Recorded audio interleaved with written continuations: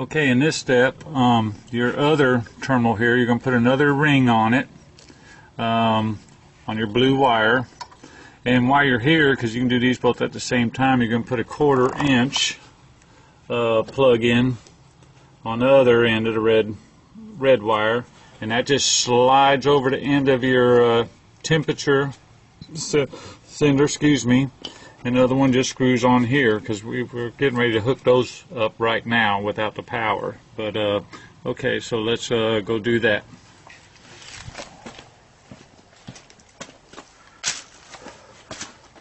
Okay, so the other blue wire, this is going to be really hard to see. The other blue wire that you have is going to go into your gauge, and it's going to hook up to the S. And just plug it in on the S terminal coming out, and your red wire that's coming from your sending unit I just showed you will go on the S here. And that's pretty much it for hooking the sender units up. So now we'll go on to getting power to it and then the ground, and then we're almost there. Alright, so another thing I needed to tell you is when I'm sitting there telling you hook up the S, the red wire hooking to the S is going to be for your temperature gauge, and the blue wire on the S is going to be for your pressure or your oil pressure gauge. So make sure you don't get them mixed up. Just remember, red is temperature. So the red wire will go to the S on the temperature gauge. The blue wire will go on the S for the pressure gauge. Okay, now I'll move on. Okay, and for this step, we're going to ground the gauges. And like I said, I'm sorry if this is real hard to see. I'm going to just try to explain it to you.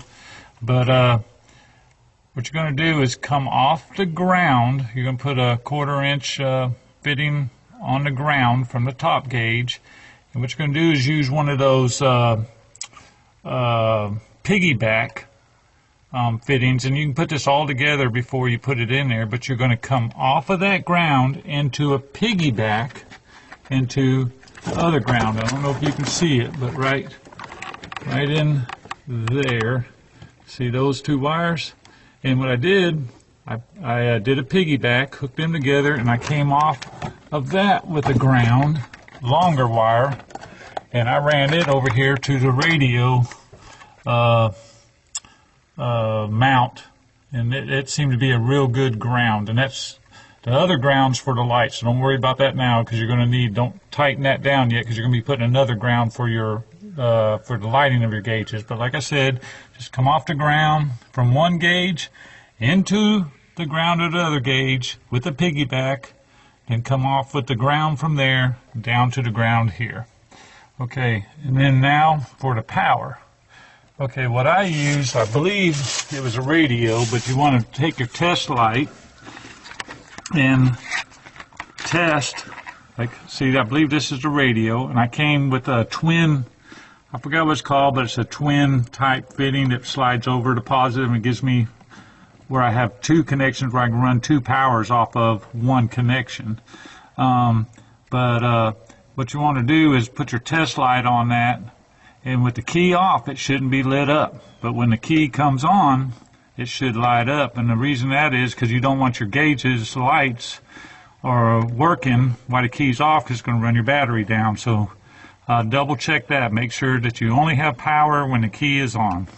Okay, and again on this, what you want to do is make sure the key's off. You're going to run a power wire to the plus side, right over here.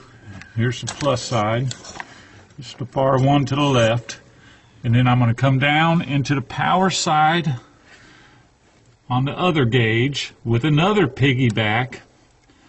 So you've got a hot wire running from the positive down to the positive here, do a piggyback, come off with another wire off of that into your power source, and that gives your gauges. Now your gauges should work at this point, just your lighting don't work. Now for the lighting, again, you want to come up, because here's the, for your lights is right up here on top, and as you can see I got piggybacks. What I did, I came off the bottom gauge, I plugged in a single connector up to the light with a piggyback, and you can see the piggyback into the plus side over here, and then came off with a hot wire there into the power source as well. And same with the ground. I did a ground on the ground side. I came off with a single wire off the ground, off the bottom light, up to the ground on the top light, and I did a piggyback there, and then I came off of that with a longer ground wire, and I put it where the radio is, and then I tightened that bolt down, and that's pretty much it. And I hope this helped you. I'm sorry that it's all installed already, but I'm trying to help you out the best I can. But again, don't get all, uptight about it and, intimidated, because it's really not that bad. Well, and I think that's pretty much it. Okay, I just wanted to show you how it's working. This is a cold start, so I'm looking at about 42, 43 pounds of PSI on the pressure, and the gauge will start going up, and I've been averaging about 180 degrees, but it's a good indication to show you what your motor's doing. And again, I hope this has helped you, and have a good day.